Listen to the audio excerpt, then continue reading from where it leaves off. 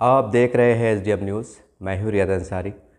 इस वक्त मैं महाराष्ट्र के ऐतिहासिक शहर औरंगाबाद से बात कर रहा हूँ और तमाम जो दर्शक जो मेरे देखने वाले मेरे चैनल को मेरे जितने सब्सक्राइबर हैं उनको पता है कि मैं कुछ ना कुछ वीडियो ऐसे भी बनाते रहता हूँ जो हमारे देश में हमारे समाज में कुछ एक जागरूकता पैदा करे, कुछ एकता भावना पैदा करने की सोच विचार से भी मैं वीडियो बनाते रहता हूँ और एक खोजता हूँ कि आज हमें क्या करने की ज़रूरत है, हमें क्या करना चाहिए। ऐसी कई बातें होती हैं। आज मेरा वीडियो बनाने का जो मकसद है, मेरे खुद समझ में नहीं आ रहा है कि मैं शुरू कहाँ से करूँ और ख़त्म कहाँ पर करूँ।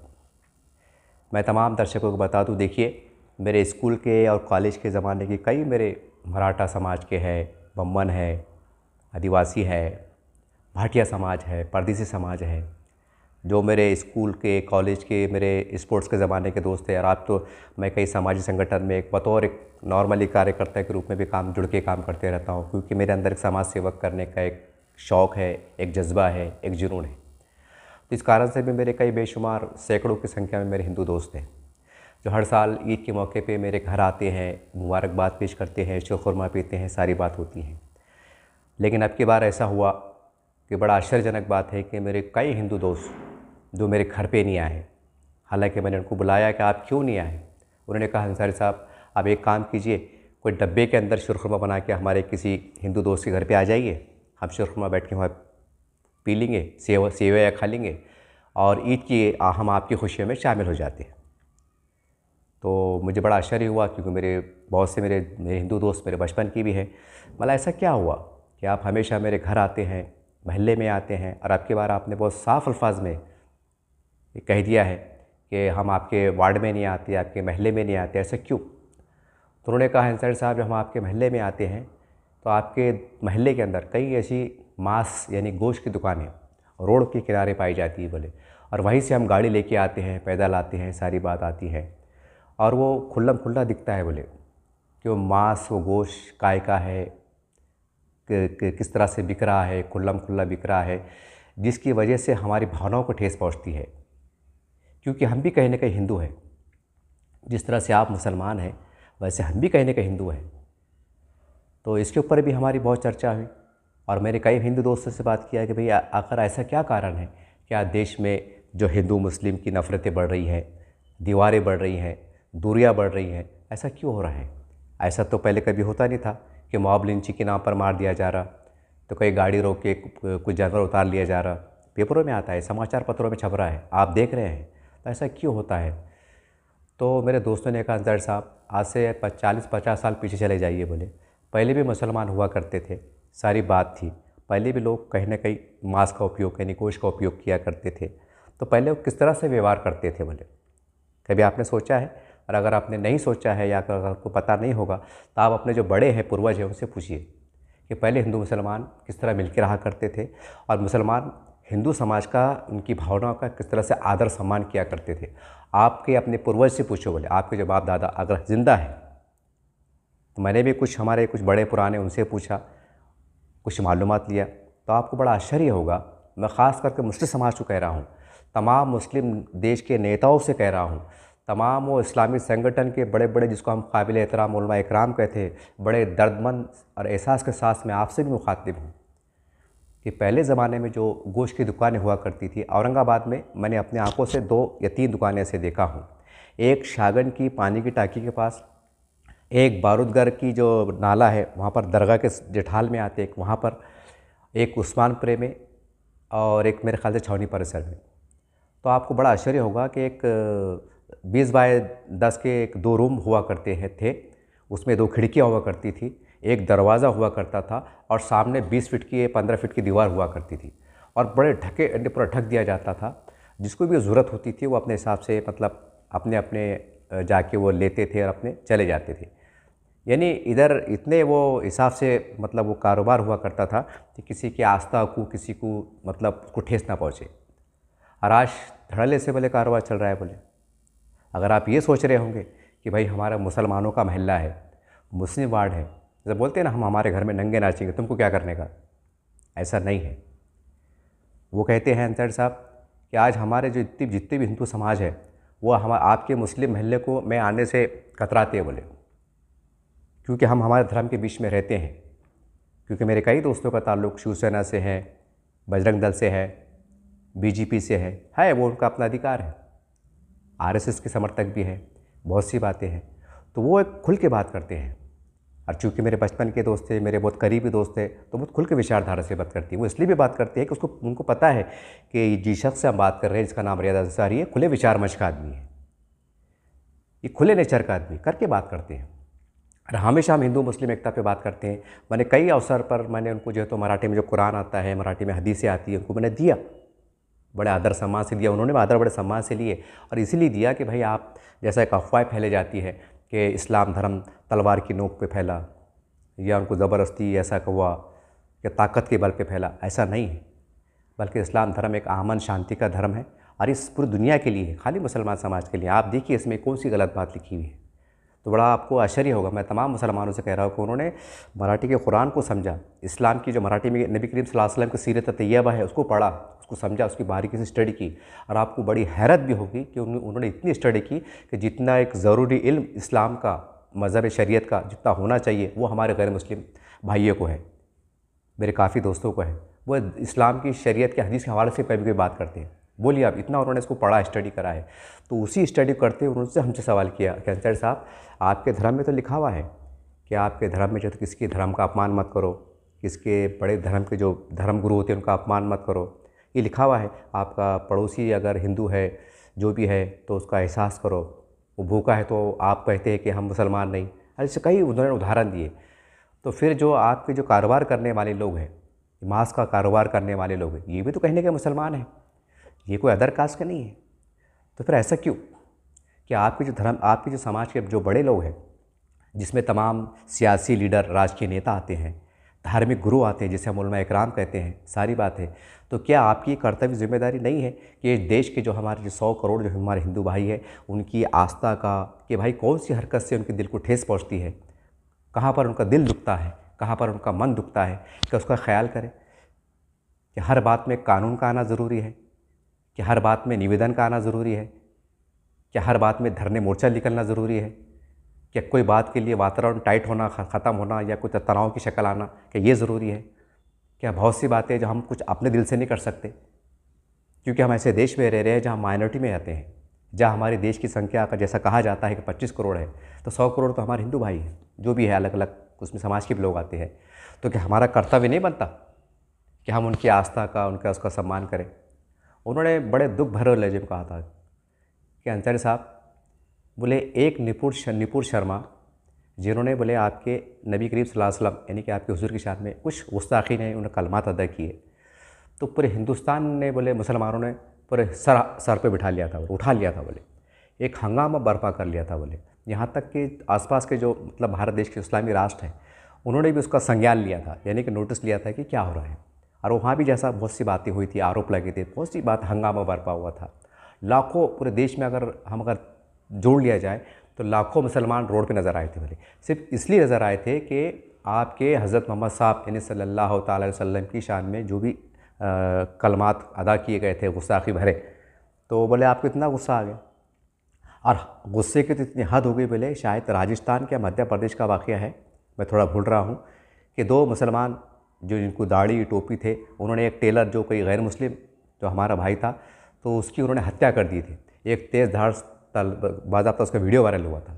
तो आपको इतना क्रोध आ जाता है, आपके बोले नबी की शान में गुस्ताखी होती है तो आपको इतना क्रोध आ जाता है कि आप रोड पे आ जाते हैं, यहाँ तक कि हत्याएं भी हो जाती है, बहुत कुछ हो जाता है। तो जब बोले गाय वंश, जिसको हमारा ये अक़ीदा है, ये हमारा आस्था है कि गाय वंश के अंदर मतलब कोई कहता है 10 कोटि, कोई कहता है 36 कोटि हमारे देव माने जाते हैं। हम जब घर से निकलते हैं तो हम उसके पैर छूते हैं, उसके सर को हाथ लगाते हैं, 10 रुपये के लहसुन की पिंडी खिलाते हैं, दाल खिलाते, जो भी उनके धर्म आस्था करते हैं, पूजा पाठ करते हैं, और हम घर से बाहर कारोबार निकलते हैं। जिस प्रकार से मुसलमान जब घर से निकलता है तो फजर की नमाज़ पढ़ के निकलता है, थोड़ा कुरान का पाठ करता है, यानी कि कुरान को पढ़ता है, आखिरी दर्जे पे वो जब निकलता है तो बिस्मिल्लाह ने अल्लाह का नाम लेके निकलता है। ये आप भी करते बोले, हम भी ये करते बोले, पूजा पाठ करते हैं, गाय माता की हम पूजा करते हैं, बाहर निकलते हैं। और जब बाहर निकलते हैं, जब रोड के ऊपर ही नज़ारा दिखता है, बोले खुलेआम एक मांस बिक रहा है, तो हमारे दिल को ठेस पहुँचती। बोले कभी हमारा उपवास होता है, बोले कभी हमारा धार्मिक संत चलती है। बोले अब बताइए, बोले कि जिसके लिए हम जीते हैं, जिसके लिए हम मरते हैं, तो अगर उसी का इस तरह से खुलेआम अगर अपमान अगर हम हमारी आंखों से देखें, तो क्या हमारा मन नहीं दुखेगा? तो क्या ये देखने के बाद क्या हिंदू और मुसलमानों के दरमियान में दूरियां नहीं बढ़ेंगी? नफ़रतों का बाज़ार गर्म नहीं होगा? एक मेरे हिंदू दोस्त ने कहा, बड़े जज्बाती अंदाज में कहा, अंसारी साहब आप बुरा ना माने, आपको एक बात बोले। बोले मना बोलिए साहब। बोले नौज़बिल्ला माज़ल्ला, बोले अगर कोई हिंदू धर्म का व्यक्ति अगर आपके कुरान का कोई एक पेज यानी सफ़ा अगर फाड़ दे, उसको जला दे, तो आपको कैसा लगेगा? नौज़बिल्ला माज़ल्ला। उन्होंने एक सवाल किया, आपको कितना क्रोध होगा? बोले जबकि वो कुरान शरीफ का एक सफ़ा जिसको फाड़ा गया, जिसको जलाया गया, नौज़बिल्ला माज़ल्ला, जिसका बेहुरमती की गई, वो दोबारा बन सकता, वो दोबारा प्रेस में छप सकता, उसकी दोबारा पेंटिंग हो सकती, उसकी भरपाई हो सकती। एक उन्हें उनके विचार से सवाल किया। लेकिन जिसको हम मानते हैं, जिसकी हम पूजा पाठ करते हैं, जब उसकी हत्या होती है तो क्या वो दोबारा जान आ सकती? बताइए। बोले आप, मेरे पास तो बहुत से सवाल ऐसे थे कि मेरे पास जवाब देने को कुछ नहीं था। मैं शर्मिंदा हो रहा था, क्योंकि हमारा 30-35 साल पुराना मेरे सैकड़ों मेरे हिंदू भाई, जब 10-15 जब मेरे हिंदू भाई से सामने खड़े के मेरे से बात कर रहे थे, कोई एक तरह सवाल कर रहा था, उधर सवाल कर रहा था, और मैं अकेला मुसलमान मैं जवाब दे रहा था। बताइए आप, मैं भी सोचने में मजबूर होगा कि सही बात है। बोले आप अगर आपके जैसा हमने कई बार अखबार में पढ़ा है, कई बार हमने देखा है कि कोई मुस्लिम महिला अगर कोई हिंदू महल्ले में जाती हैं या गुलमंडी में चले जाती हैं, कोई ऐसे एरिया में चले जाती हैं, अरे समाचार वायरल होते हैं कि कोई किसी मुस्लिम महिला को छेड़ा गया, उसके बुर्का खींचा गया या और कुछ किया गया, तो बोले वातावरण टाइट हो जाता है। बोले अरे ऐसा वातावरण टाइट हो जाता है। बोले अगर वो तो अच्छा है, पुलिस का डिपार्टमेंट अगर हमारा सतर्क रहता है, नहीं तो दंगे और फिसाद हो जाएंगे। बोले और काय के ऊपर से कि एक मुस्लिम महिला के साथ बदतमीज़ी हुई, उसको छेड़ा गया, उसकी बुर्का खींचा गया, ऐसी घटनाएं भी घटती। बोले तो आपको इतना गुस्सा आता है? बोले तो जब बोले हमारा जिसको हम पूजा पाठ करते हैं, जिसको हम हमारा धर्म का अटूट हिस्सा मानते हैं, जिस तरह से आप इस्लाम के लिए जीते हैं मरते हैं, उसी प्रकार से हम हमारे धर्म के लिए जीते हैं मरते हैं, हमारे धर्म के लिए जैसा आप जीते हैं। तो बताइए, बोले जब खुलेआम सरेआम जब हमारे आंखों से देखेंगी, एक नौजवान नस्ल हिंदुओं के जो युवा है जब आंखों से देखेंगे चलते फिरते, तो क्या उनका दिमाग भटकेगा नहीं कि यार देश तो हमारा है, पुलिस हमारी है, सब कुछ हमारा है? यानी एक मोटे दिमाग से। हालांकि ये लोकशाही देश है, तो मेरे बोलने गलत ना ले, लेकिन अब बोलते हैं ना मेजॉरिटी में, जब मेजॉरिटी में हम हैं तो फिर सब हम होते हुए फिर ये हो रहा है, तो वो भी सोचने मजबूर हो जाते हैं। फिर आप बोलते हैं कि मुसलमानों के साथ जातिवादी हो रही है, मुसलमानों को सताया जा रहा है।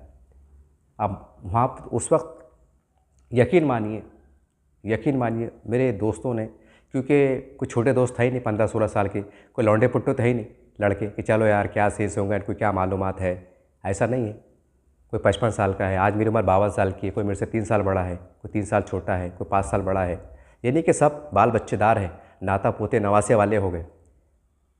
तो वो लोग और अपने अपने क्षेत्र में, मेरे कई दोस्त मुख्तलिफ डिपार्टमेंट में हैं, कोई पुलिस में है, कोई फौज में है, कोई किधर है, क्योंकि जाहिर सी बात है उनको आरक्षण रहता, सारी बात रहती, और काफ़ी पढ़ते हैं लिखते हैं, उनके लिए दरवाजे भी खुले होते हैं, सारी आपको पता है सब, तो अच्छे मुकाम पर है, अच्छे ओहदों पर है। तो वो उन्होंने खुल के इतनी बातें की कि मैं चैनल के माध्यम से बता भी नहीं सकता। हालांकि उन्होंने जो बात की, कड़वी से कड़वी बात की, एक एक बात जो बता रहे थे कि इसके परिणाम, इसके सर्टिफिकेट कैसे आते हैं, अरे इसके बाद क्या क्या हो रहा है देश के अंदर और कहाँ पर क्या क्या हो रहा है, एक एक बात उन्होंने खुल के करे, एकदम खुले माहौल में बातचीत हुई। वो बात क्या हुई मैं आपको चैनल से बता नहीं सकता। अगर आप दूर अंदेश हैं, अगर आप कुछ समझ सकते, तो मैं कुछ इशारों में अगर मैं बात कहूँगा, अगर आप ये बात समझने में भी कामयाब हो गए तो आप खुद सोचेंगे कि हाँ यार ये बात सही है और कितनी बड़ी गलती हमारे से भी हो रही है। मैं आपको एक एग्ज़ाम्पल दूंगा। राम मंदिर के पास जो बाहर दंगल हुआ था, घटना घटी थी, उसके बाद ईद नज़दीक आ रही थी, तो आपने देखा होगा कि पूरे शहर में, जहाँ पर मतलब हमारे मराठा भाई रहते हैं, दलित रहते हैं, मुस्लिम समाज के रहते हैं, पुलिस का फ्लैग मार्च हुआ था। पुलिस का एक रूट निकलता है ना, कम से कम 1000 पुलिस वाले रहते हैं। 1000 बोले तो उसमें हमारे SRP के जवान रहते हैं, NDRF के जो भी जवान रहते हैं, और पुलिस के जवान रहते हैं, होमगार्ड रहते हैं। 1000 पुलिस वाले मतलब पूरे ग्रीन बेल्ट में घूम रहे बोले तो आगे हमारे आदरणीय पुलिस कमिश्नर साहब भी कभी कभी रहते हैं, DCP साहब रहते हैं, PI साहब रहते हैं, बड़े बड़े अधिकारी उनको लीड करते हैं, वो आगे आगे चलते हैं। एक रूट बना के आपने देखा होगा, बंदूकें हाथ में रहती हैं, पुलिस की गाड़ा पीछे पीछे चलती है, सायरन बजते हैं, आपने देखा होगा बोले। अगर उसके अंदर 1000 पुलिस वाले तो हो सकता है बोले उसमें बहुत से बहुत 100 पुलिस वाले छोड़ दीजिए बोले आप, कुछ होमगार्ड ये वो मिला के। वैसे भी तो परसेंटेज का भी मुसलमानों का, लेकिन एक एग्जांपल कि अगर 1000 पुलिस वाले हैं, इसमें मिलिट्री, पुलिस, SRP सब है, उसमें 100 पुलिस वाले छोड़ दिए, बाकी बचते बोले 900। तो ये जो पुलिस के डिपार्टमेंट के लोग होते हैं, ये कहाँ से होते हैं? ज़्यादातर 80-90% जो पुलिस डिपार्टमेंट के लोग होते हैं, SRP में होते हैं, बॉर्डर के जवान होते हैं, जो भी अलग अलग होते हैं सिक्योरिटी के लिहाज से, ये तमाम ग्रामीण से आते हैं। क्योंकि ग्रामीण के अंदर लोग बहुत ताकतवर होते हैं, खुली फ़िज़ा में जीते हैं, खाते हैं, पीते हैं, वर्जिश करते हैं, तो जाहिर सी बात है वो उनकी फ़िटनेस अच्छी रहती है। और ग्रामीण के लोग इतने धार्मिक होते हैं, कट्टर होते हैं। अब कट्टर का मतलब ये नहीं आमतौर से कि शब्द बन गया है कट्टर। कट्टर बोले तो ऐसा लगता है कि बस वो लाठियाँ तलवारा लेके आ जा रहे, ऐसा नहीं है। कट्टर का मतलब ये होता है, अगर मैं कहूँ कि मैं मुसलमान, मैं कट्टर मुसलमान हूँ, इसका मतलब ये निकालना चाहिए कि मैं अपने धर्म को अपनी जान से ज़्यादा प्यार करता हूँ, मैं अपने धर्म की एक एक बात को फॉलो करता हूँ। इसका मतलब ये निकलता है। कट्टर का मतलब ये नहीं कि मार धाड़ ये, ऐसा नहीं है। ऐसे वो भी अपनी जगह कट्टर होते हैं, वो भी अपने धर्म से प्यार करते हैं। और ग्रामीण में देखा होगा आपने कि जो भी हमारे जो मराठा भाई हैं, जो भी है बम्मन समाज, जो भी है अलग अलग में जो भी होते हैं, ये जब सुबह निकलते हैं तो बगैर पूजा पाठ के काम नहीं करते हैं। ये आपने देखा होगा ग्रामीण के अंदर, जो काफ़ी लोग जिनका ग्रामीण में अगर किसी के रिश्तेदार रहते होंगे उनको पता है, जब तक पूजा पाठ नहीं करते हैं, जब तक गाय माता की पूजा नहीं करते हैं, उनका आशीर्वाद नहीं लेते हैं, उनको गुड़ दाल या लहसुन की पिंडी जो भी होती है, जब तक उनकी सेवा नहीं करते हैं, कारोबार को नहीं जाते हैं, ऑफिस को नहीं जाते हैं, खेतों में नहीं जाते हैं, कारोबार नहीं करते हैं। सिटी के अंदर भी ये देखने को आता है। वो इतने अपने धर्म को फॉलो करते हैं, सारी बात करते हैं। अब बताइए SRP का वो नौजवान, वो अधिकारी, बड़ा वरिष्ठ अधिकारी, वो रूट चल रहा है और मुस्लिम रोड से चल रहा है और वहाँ कई गोश्त की दुकानें खुली है और उसकी वो नज़र पड़ती है, मान लिया अगर उसको उपास है तो क्या उसकी भावना भंगनी होंगी उस अधिकारी की? CP साहब चल रहे हैं, डिप्टी कमिश्नर साहब चल रहे हैं, नज़र पड़ जाती हैं, क्या करेंगे? वो तो खैर लाइन ऑर्डर संभालने के हिसाब से उनके चल रहा है, लेकिन व्यक्तिगत तौर से ठीक है, उनकी आंख पे वर्दी है, सारी बात है, तो क्या वो दिल में कुछ सोचते नहीं होंगे कि क्या चल रहा है और क्यों चल रहा है? क्या आप ये सोच के अपने आप को बचाने का प्रयास करेंगे? भाई हमने तो लाइसेंस निकाला है, हम तो गवर्नमेंट की गाइडलाइंस को फॉलो कर रहे हैं, सारी बात है। और हम तो हमारे महल्ले में कर रहे हैं, हम क्यों किसी और के महल्ले में जाके थोड़ी कर रहे हैं? क्या आप ये बहानेबाजी करेंगे? बताइए। जो नौजवान, जो हमारे मराठा भाई के जो बच्चे हैं, जो नई नस्ल है, जो मेरे खुद दोस्तों के नौजवान बच्चे हैं, जो हमारा रामनवमी मनाते, जोश खरोश से मनाते, जो मुस्लिम बहुमल इलाके से गुजरते हैं, जय श्री राम का नारा लगाते हैं, उत्साह का माहौल होता है, जोश का माहौल होता है, वो 2 व्हीलर गाड़ियों पे जाते हैं और जब उनकी नज़र उस दुकान पे पड़ती है तो बताइए, इतना बड़ा राम का दिन होता है, रामनवमी होती है और वो मांस की दुकान, गोश्त की दुकान खुलेआम धड़ल्ले से बिक रहा है।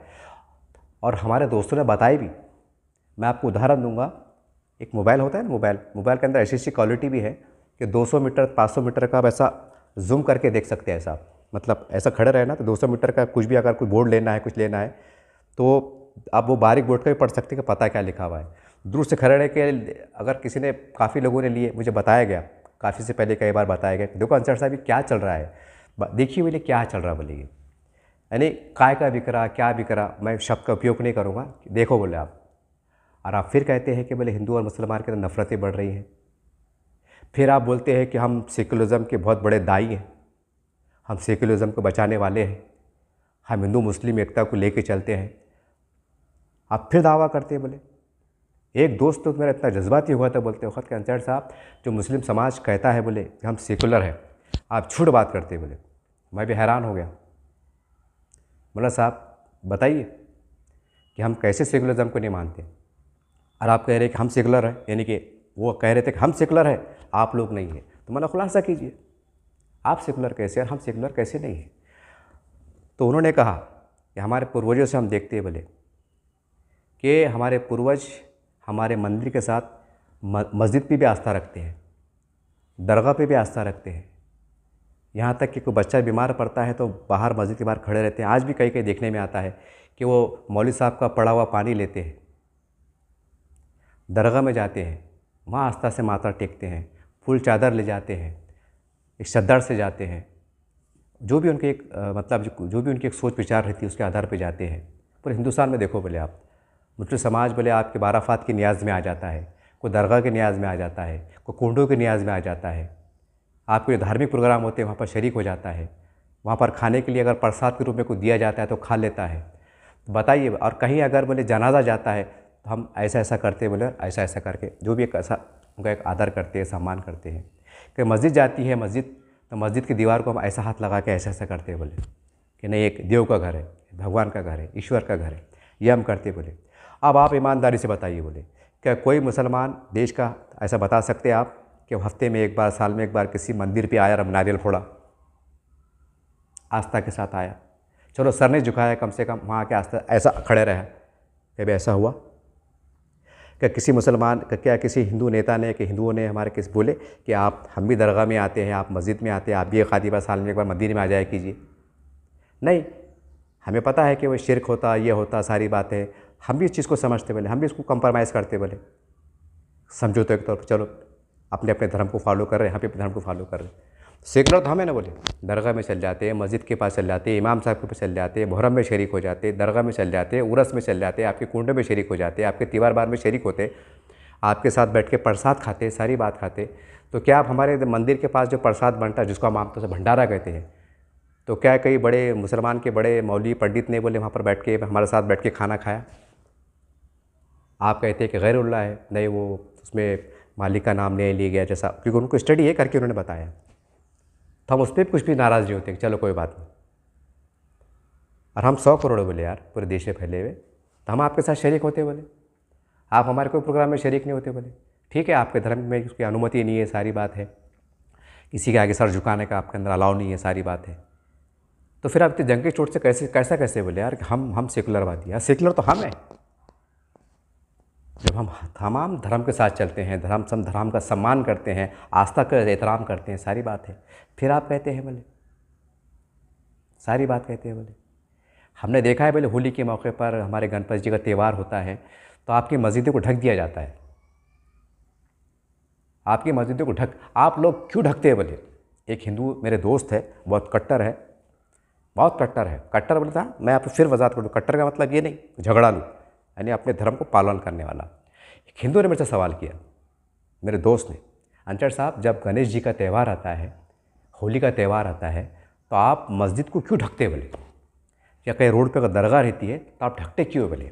मुझसे सवाल किए। मैं बोला भाई वो आपका जो गुलाल है, जो होली के टाइम पिचकारी रहती है, तो कहीं दीवार पे ना पड़ जाए, वो मतलब उसका अपमान ना हो, गंदी ना हो जाए, ये बस ये सोच रही थी, और क्या रहता है बोले। तो मेरे दोस्त ने जवाब दिया, अंचड़ साहब मस्जिद या दरगाह की दीवार कैसे बनी रही थी बोले? ईंट गारा पत्थर, ठीक है आपके नज़दीक अल्लाह का घर है, सारी बात है, आदरणीय है, सम्माननीय है, सारी बात है, लेकिन एक अगर आम स्वरूप में देखें तो ईंट गारा पत्थर सीमेंट से बनी हुई दीवार को आपको इतना दर्द, आपको इतना एहसास कि इसको आप कपड़ों से ढक दे रहे ताकि उस पर छींटा ना पड़ जाए होली के कलर का, क्या कि गणपति जी का जो रैली निकलती है तो गुलाल आपकी मस्जिद पे ना पड़ जाए, तो आपको इतना एहसास है, अपने धर्म के प्रति आपको इतना एहसास है, श्रद्धा है कि सिर्फ कलर अगर गिर गया, कुछ हो गया तो आपको दिल दुखता है या आपको गलत लगता है। तो बताइए फिर ये गायवंश की जो हत्या होती है, जो सरेआम जो गोश्त की दुकानें लग रही है, आज धड़ल्ले से पूरे इसमें कारोबार चल रहा है, तो क्या इस पर हमारा दिल नहीं दुखेगा? क्या एक गंभीरता वाली बात नहीं है? जबकि दीवार पे अगर किसी होली का कलर अगर गिर गया तो हम उसे सरफ लगा के धो सकते हैं बोले, गलती से अगर गिर गया, अगर कुकू जिसे कहते गुलाल कहते हैं अगर दीवार पे गिर गया मस्जिद पे तो क्या फ़र्क पड़ता है बोले? आप कपड़े साफ़ कर लीजिए, हो जाता है बोले, एक उदाहरण जैसा। उसका मतलब अल्टरनेट है कि धोया जा सकता है, इसको साफ़ किया जा सकता है। लेकिन जो हत्याएं हो रही हैं हम आंखों से देख रहे हैं, हम देख रहे हैं, हमारी नई नस्ल देख रही है, नई पीढ़ी देख रही है, तो क्या हमारा मन नहीं दुखेगा? क्या हमारी आस्था भंग नहीं होंगी? क्या हमारे अंदर सवाल नहीं उठेंगे कि हम कैसे हिंदू हैं? कि हमारे खुलेआम हमारे सामने हमारे धर्म का अपमान हो रहा है और हम बर्दाश्त करें, हम खामोश रहें, जबकि सरकारों में हमें, इस देश में मेजॉरिटी में हमें, और फिर आप कहते हैं कि हिंदू मुस्लिम में दरारें क्यों आ रही हैं, या हिंदू समाज मुसलमानों से नफरत क्यों कर रहा है, या और भी दीगर बात हो रही है? बताइए ना मुझे। जब खुलेआम ऐसा चलेगा, नई नस्ल जब ऐसा हमारे धर्म का अपमान होते हुए देखेंगी, वो वही नई नस्ल जो आंखों से देख रही है कई सालों से, जब वो परवान जवान हो रही है, कैसे अलग अलग प्रकार की जो कभी मतलब बकरीद का त्यौहार आ रहा, किस तरह अलग अलग प्रकार के वीडियो वायरल हो जा रहे, जो वायरल हो जाते हैं, वो हमारी नौजवान नस्ल देख रही है, उनकी भावना भंग हो रही है। फिर क्या होता है बोले, वही नस्ल आगे बढ़कर स्कूल पढ़ती है, कॉलेज पढ़ती है, आला तालीम हासिल करती है, कोई कलेक्टर बनता है, उसी बच्चे में से, पूरी नस्ल में से कोई कलेक्टर बनता है, कोई पुलिस कमिश्नर बनता है, कोई खासदार बनता है, कोई आमदार बनता है, कोई तहसीलदार बनता है, बड़े बड़े होते पे जाता है, कोई मिलिट्री में जाता है बोले, वो सब देखते हुए जाता है बोले। तो क्या उसको ये जो बचपन में देखा, जो भी अलग अलग प्रकार से अपमानजनक कुछ वाक़यात, कुछ हरकतें, कुछ बातें देखा, तो क्या उसके दिमाग से मिट जाएगा? आपके नबी की शान में किसी ने अगर गुस्ताखी किया तो आप उसका चेहरा भूल जाएंगे? हमने देखा है बोले सलमान रुश्दी, जिन्होंने बोले हुजूर की शान में गुस्ताखी करे थे, ईरान से एक फ़तवा आया था, हज़रत इमाम ख़ुमैनी रहमतुल्लाह अलैह, उन्होंने अपना एक फ़तवा जारी किया था, बाद में ईरान ने फ़तवा वापस नहीं लिया। उसने आपने देखा है बोले, खाली अपमानजनक बातें जो भी उनकी शान में गुस्ताखी किया कुरान के बारे में, तो आपने इतना हंगामा किया कि बोले एक इस्लामी देश का राष्ट्रपति, मतलब उनके मजहबी कौंसिल का रहनुमा, जिसे आयतुल्लाह ख़मैनी के नाम से जानते हैं रहमतुल्लाह अलैह, वो फ़तवा निकालते हैं, बाद में वो सलमान रुश्दी रूपोश हो जाता है, छुप जाता है, तो आप इतना आक्रोशित हो जाते हैं बोले आपके धर्म के प्रति, क्योंकि अपमान हुआ। तो फिर हमारे धर्म का जो अपमान हो रहा, तो फिर हमने क्या करना? आपका धर्म का अपमान होता है तो कई आतंकवादी हमले हो जाते हैं, कुछ फायरिंग हो जाती है, सारी बात होती है, तो आप ही बताइए बोले ईमानदारी से, अगर आप सच्चे मुसलमान हैं, तो जब हमारे धर्म का अपमान हुआ तो फिर हमने क्या करना चाहिए? जबकि आज हम सरकार में हैं, आज हमारी पकड़ कहाँ नहीं है, और आज हम अगर हमारे धर्म को लेकर अगर सबूत के साथ अगर मैदान में आ जाए तो हम क्या नहीं कर सकते हैं? और फिर कहते हैं कि आप सेकुलरवादी हैं, फिर कहते हैं कि हम शांति पसंद लोग हैं, फिर कहते हैं कि अमन पसंद लोग हैं, फिर कहते हैं कि हिंदू मुसलमानों को मिलकर रहना चाहिए, फिर आप कहते हैं कि गंगा जमुना तहज़ीब को लेकर चलना चाहिए। किस तरह गंगा जमुना तहज़ीब बोले? फिर आप रामनवमी आती बोले, हमने देश में देखा है, अलग अलग महाराष्ट्र में देखा है, हमारा औरंगाबाद में भी देखा है, यूपी बिहार में भी देखा है कि जब रामनवमी आती, कोई त्यौहार आती है, तो मुसलमान समाज दाढ़ी टोपी वाले जो है तो बोले शरबत पेश करते हैं, मिठाइयाँ पेश करते हैं, जो भी फूल फेंकते हैं, तो हमारे मन में भी रहता ना कि यार तुम एक तरफ फूल फेंक रहे और एक तरफ ये ऐसी हरकतें कर रहे, अब वो भी ऐसी हरकत कर रहे कि जो हम माफ़ कर नहीं सकते। जिस तरह से आप अपने नबी करीम सल्लल्लाहु अलैहि वसल्लम के गुस्ताख को माफ़ नहीं कर सकते, आप तो नारा लगाते हैं। आप क्या नारा लगाते हैं बोले? गुस्ताख रसूल की एक ही सज़ा, सर तन से जुदा, सर तन से जुदा। हमने नारे बोले फेसबुक पे, व्हाट्सएप पे, खबर समाचार में देखे बोले, आप तो नारे लगते बोले, आप सरेआम नारे लग जाते बोले। बताइए बोले हमने क्या करना? आप अपने आप को सच्चे मुसलमान बोलते ना बोले, आपने मराठी में कुरान हमको दिया, इस्लामी किताबें दी, इस वास्ते दिए कि देखिए हमारे धर्म में ऐसा कुछ है नहीं। जैसे लोग बदनाम करते हैं कि बोले इस्लाम धर्म ऐसा है वैसा है, जिहाद करो, काटो पिटो, इसी वास्ते दिए ना बोले। हमने उसको स्टडी किया, आपके धर्म में खुल्लम खुल्ला लिखा हुआ है कि दूसरे धर्म का आदर करो, सम्मान करो, उसकी इज़्ज़त करो। हमने बोले अंसर साहब, आपने जो मराठी में किताबें दी बोले आपके हज़रत मोहम्मद साहब सल्लल्लाहु अलैहि वसल्लम की, जैसे हमने भी पढ़ा है बोले कि यहूदियों के सरदार, यानी उस ज़माने में हम कह सकते हैं कि इस्लाम दुश्मन जो लोग आते थे मदीना मुनव्वरा में, तो वो आपके बोले हज़रत मोहम्मद साहब सल्लल्लाहु अलैहि वसल्लम उठ के खड़े हो जाया करते थे, उनका सम्मान करते थे, उनसे वार्तालाप करते थे, बातचीत करते थे। हमने पढ़ा है बोले, जो आपने किताबें हमें दी, तो वह उतना एहतराम करते थे बोले। और यहाँ पर बोले खुल्लम खुल्ला बोले हमारा धर्म का अपमान हो रहा बोले, तो क्या ठीक बात है बोले? बताइए बोले, आप ही बताओ बोले। आप क्योंकि आप अपने आप को बोलते ना हम अमन पसंद है, हमारा धर्म ऐसा है और इसमें ये बात लिखी हुई नहीं है, वो बात लिखी हुई नहीं है, तो फिर ये क्या है? जब इतना खुल्ला जब तुमको मालूम है कि गाय वंश से हमारा तमाम देश के हिंदुओं को हम उसके बगैर जी नहीं सकते, उसके बगैर मर नहीं सकते, और उसका सब खुल्ला अपमान होगा, तो क्या हम बर्दाश्त करेंगे? क्या नई नस्ल के दिमाग ख़राब नहीं होंगे? क्या वो कुछ सोचेंगे नहीं कि अब क्या करना चाहिए, क्या होना चाहिए?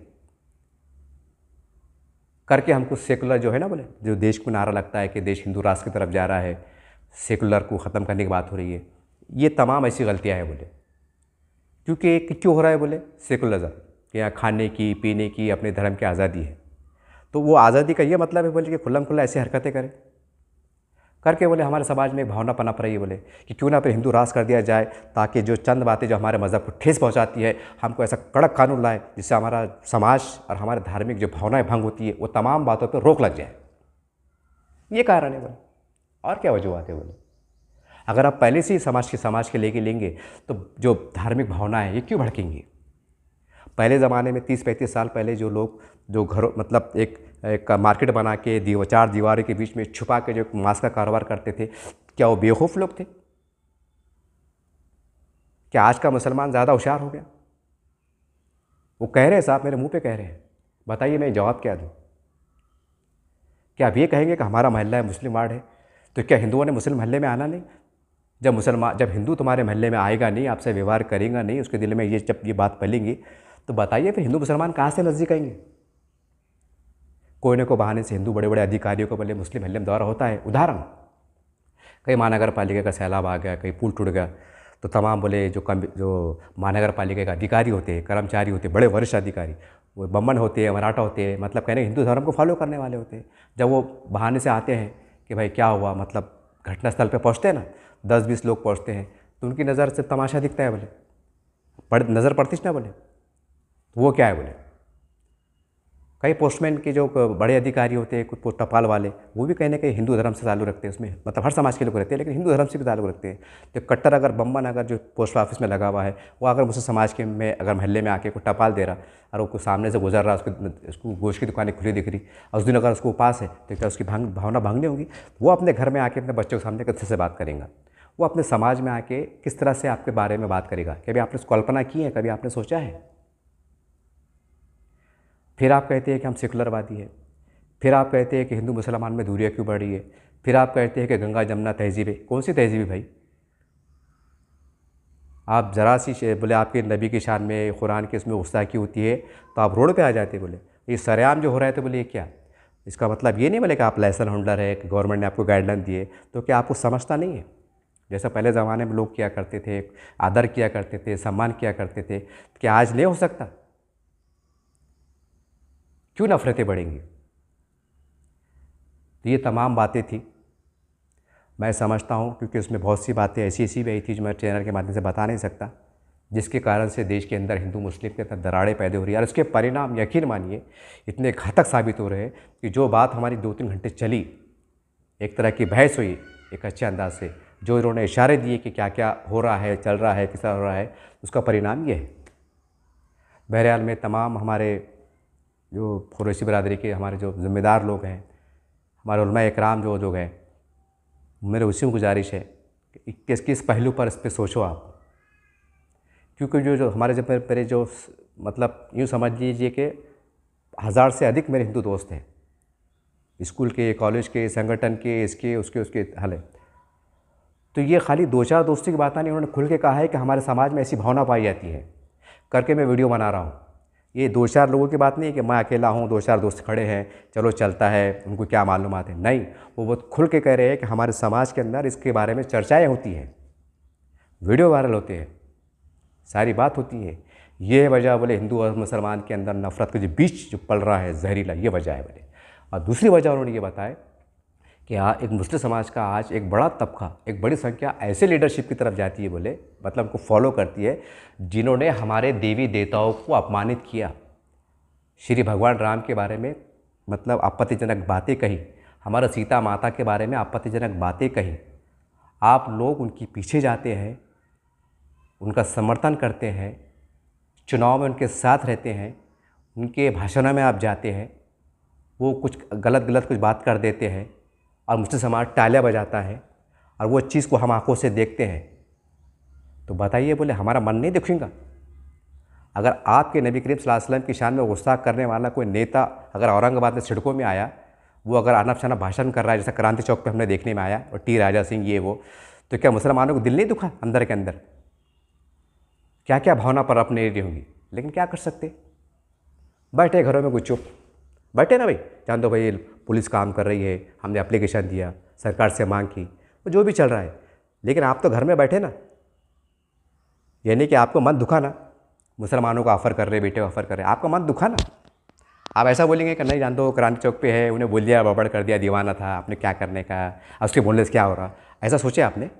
गुस्सा आया आपको, यानी इतना गुस्सा आया कि दिल बड़ा था क्या करना और क्या नहीं, एक अंदर की फीलिंग बता रहा, बराबर है ना। तो फिर वो लोग जब खुलेआम जब इसी बात अब ये हो रही, यानी खाली बात बोला, बात से किसकी जान गई, ठीक है, मन को ठेस पहुंची, सारी बात है, दिल दुखा, रूहानी तकलीफ हुई, सारी बात है ना, बात हुई ना। वो लोग खुल्ला खुल्ला कह रहे हैं कि हत्या हो रही है, जो हत्या होती है वो दोबारा आ नहीं सकता। आदमी ने अगर गलत बात कर दिया तो हाथ जोड़ के माफ़ी मांग के अपने शब्द वापस ले सकता है, वो मन मिटाव हो सकता है, लेकिन जो हत्याएं हो रही है वो हत्या जो होने के बाद वो दोबारा नहीं आ सकता। बताइए। और फिर कह रहे हैं यार ये नफ़रतें क्यों बढ़ रही है, ये सारी क्यों बात बढ़ रही है।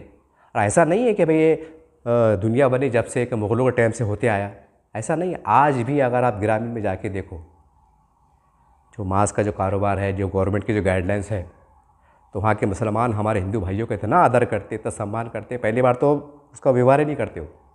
और कई वायदा हुए कुछ गवर्नमेंट की गाइडलाइंस के अनुसार कुछ होता भी है तो आपको कई ऐसा टंगे हुए दिख रहे, ये वो शो शा कभी नज़र नहीं आएगा। ग्रामीण में जाके देखो आप, पता नहीं चलता कहाँ पर क्या होगा क्या नहीं होगा। और बड़े आश्चर्य की बात तो ये है, आखिरी में जाते जाते कहूँगा, चरस गांजा जो बोलते हैं ना, ये गैर कानूनी कारोबार है, ये छुप के होता है। ये अलग बात है कि कानून की कार्रवाई भी होती है, जेल के सलाख भी पूछे जाते हैं, जबकि चरस गांजा अगर कहीं टेबल पर रख के बेची भी जाए, एक उदाहरण बता रहा हूँ आपको, तो किसका धार्मिक भावना भंग नहीं होंगी, लेकिन फिर भी कारोबार को छुप के किया जाता है।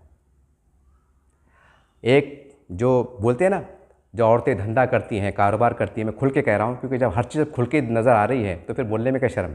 जो अपने जिस्म का कारोबार करती हैं, अपनी स्व इच्छा से करती हैं, वो भी छुप के कारोबार करती हैं, जबकि उसके अंदर कोई धार्मिक भावना भंग नहीं हो रही है। उसका अपना व्यक्तिगत मसला है, वो 18 साल की हो गई, वो बालिग हो गई, उसको अपनी इच्छा है, वो कहीं भी जाए, कहीं भी, उसकी वो अपनी आज़ादी है, वो अपनी मर्ज़ी से कुछ भी कर सकती है, चाहे आदमी रहो या औरत रहो। यानी वो गलत काम कर रहे हैं, जिसको हम गलत कहते हैं कि एक अच्छी ठीक बात नहीं है, एक धार्मिक हिसाब से, एक सामाजिक हिसाब से गलत बात है, तो वो लोग भी कहने का कारोबार छुप के कर रहे हैं, सारी बात चढ़ रही है। शराब भी कहने के बहुत से मतलब एक छुपा के बिकता है, लाइसेंस होल्डर रहते हैं, लेकिन उसको एक ढके छुपे अंदर सामने दीवार उठी रहती है, लोग खामोशी में जाते हैं, क्वार्टर लेते हैं, निकल जाते हैं। खुलेआम नहीं होती कि बस चौराहे पर खड़े रह के, टेबल पे खड़े रह के होटल बैठ के पी रहे हैं, वो दारू की बोतल पे नाम लिखा हुआ है, ऐसा नहीं होता है, चोरी छुपी चलता है, जबकि कोई धार्मिक भावना भंग नहीं हो रही है। और जहाँ इतनी बड़ी धार्मिक भावना भंग हो रही है, जिसको लोग भगवान के रूप में मानते हैं, हमारे हिंदू भाई, वो खुलेआम बिक रहा है। तो क्या ये सोचने वाली बात नहीं है, क्या गौर करने वाली बात नहीं है? और फिर हम कहते हैं कि देश खतरे में है, संविधान खतरे में है और देश हिंदू राष्ट्र की तरफ जा रहा है। तो ये बात, बहुत सी बातें थी, और मेरे कई सैकड़ों हिंदू भाई हैं, मेरे दोस्त हैं, मुख्तलिफ़ क्षेत्रों में फैले हुए हैं, हम हमेशा मिलते हैं, ईद बारात को मिलते हैं। लेकिन बड़ी तकलीफ़ हुई कि इस साल उन्होंने मेरे मुस्लिम महल्ले में आने से इनकार किया। उन्होंने कहा अंसारी साहब, हम आपके महल्ले में नहीं आते, आपके महल्ले में तमाशे देखने को मिलते, लिहाजा आप हमारे बहुत अच्छे मित्र हैं, हम आपको दिल से चाहते हैं, दिल से प्रेम करते हैं। आप सुरखमे का डब्बा हमारे कई हिंदू दोस्त के मतलब घर पर ला लीजिए, सब मिल बाँट के बैठेंगे, मिल बाँट के खाएँगे और हम आपकी ईद की मुबारकबाद देंगे। ये बात बहुत अहम थी, ये एक नॉर्मल बात नहीं थी। मैं पहले कहा हूँ कि इसके अंदर वो बातें भी शामिल थी कि जो मैं चैनल के माध्यम से बता नहीं सकता। तो कुछ बातें मैंने आपको इशारों में भी कहा हूँ। ये तमाम मेरे देश के बल्कि 25 करोड़ मुसलमानों से गुजारिश है कि देखिए, हमें देश के जो हमारे हिंदू भाई हैं, मैं जो भी है, जहाँ पर भी उनकी धर्म की आस्था होती है, धार्मिक जो मामले होते हैं, तो ख़ासकर मुस्लिम समाज को बहुत बचने की, संभल के चलने की ज़रूरत है। और ये आपको करना ही होगा, नहीं तो आप बोलेंगे कि वो ऐसा हो गया, ज़रा बात से दंगे हो गए, फिसाद हो गए, इतने मुसलमान मारे गए, इतने दुकानें लूटी, इतना ये हुआ, जैसा आप देखने में आता है ना, कोई बहाने से कुछ हो जाता है, ऐसा देखने, भाई किसी ने मांस का टुकड़ा गोश्त फेंक दिया, होगा दंगा, किसी ने कुछ कर दिया, होगा दंगा।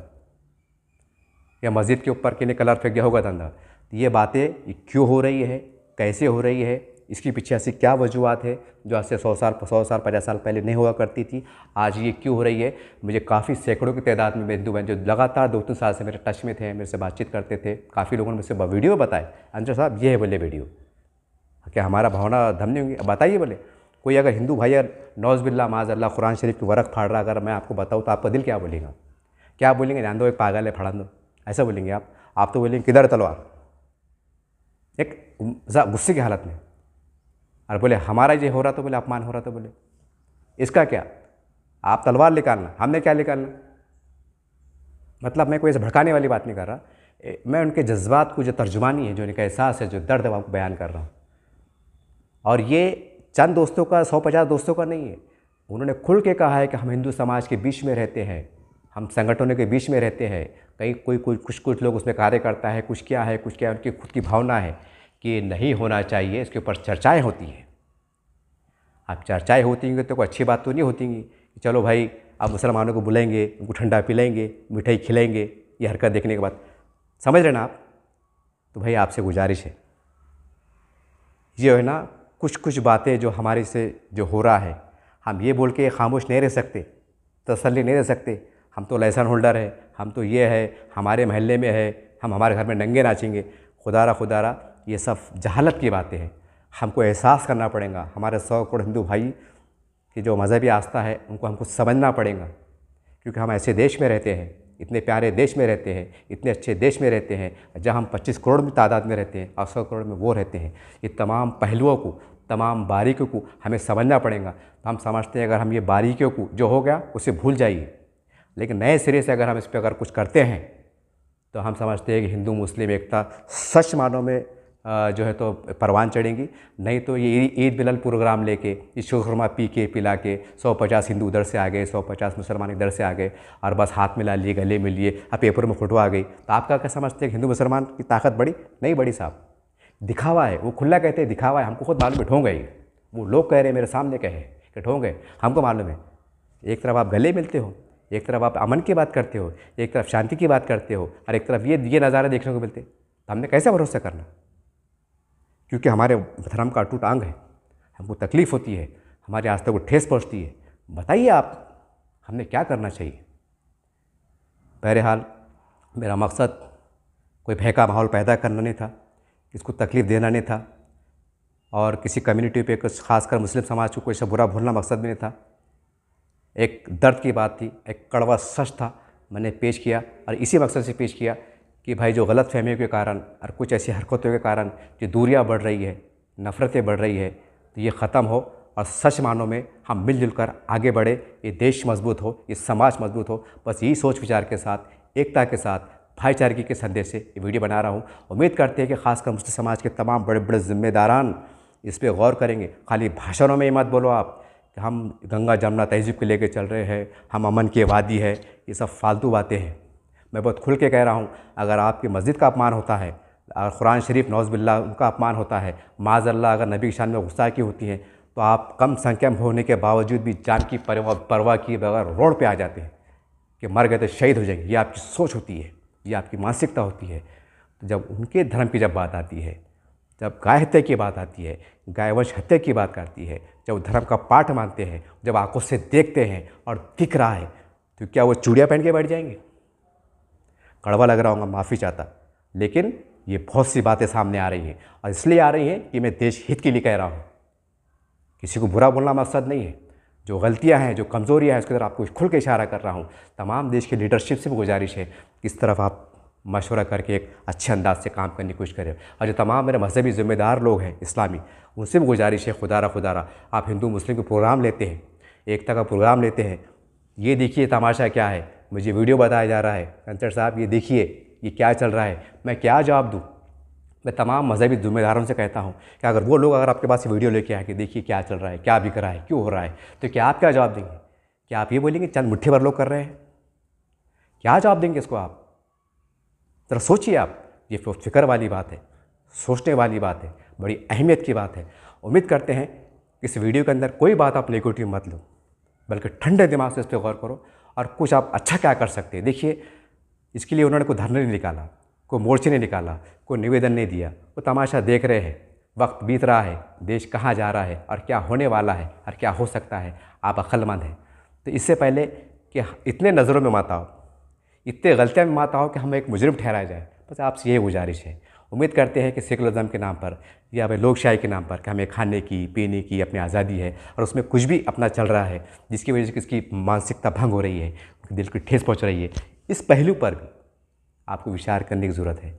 उम्मीद करते हैं कि आप इसके बारे में गौर करेंगे और बेहतर क्या कर सकते हैं आप करने की कोशिश कीजिए। ये वक्त और हालात की ज़रूरत है, इस पर अगर गौर फिक्र नहीं किया गया तो आने वाली नई नस्ल है हमारे हिंदू भाइयों की परवान चढ़ रही है, इनकी मानसिकता क्या बनेगी। क्योंकि हर आदमी को अधिकार है, अगर मैं मुसलमान हूँ तो मेरा अधिकार है कि मैं अपने धर्म से प्यार करूँ, अपने धर्म के लिए जीऊँ और मरूँ। इसी प्रकार से हमारे हिंदू धर्म का भी आस्था है कि वो अपने धर्म के लिए जिए और मरे, ये उनका अपना अधिकार है, नैतिक अधिकार है, इसमें कोई बुरी बात नहीं है। तो उम्मीद करते हैं कि इस तमाम बारीकियों को, क्योंकि मामला धार्मिक है, बहुत हिसास है, बहुत सेंसिटिव है, तो आप इस पर गौर करेंगे और उसके ऊपर अच्छा करने की आप कोशिश करेंगे। जय हिंद, जय महाराष्ट्र।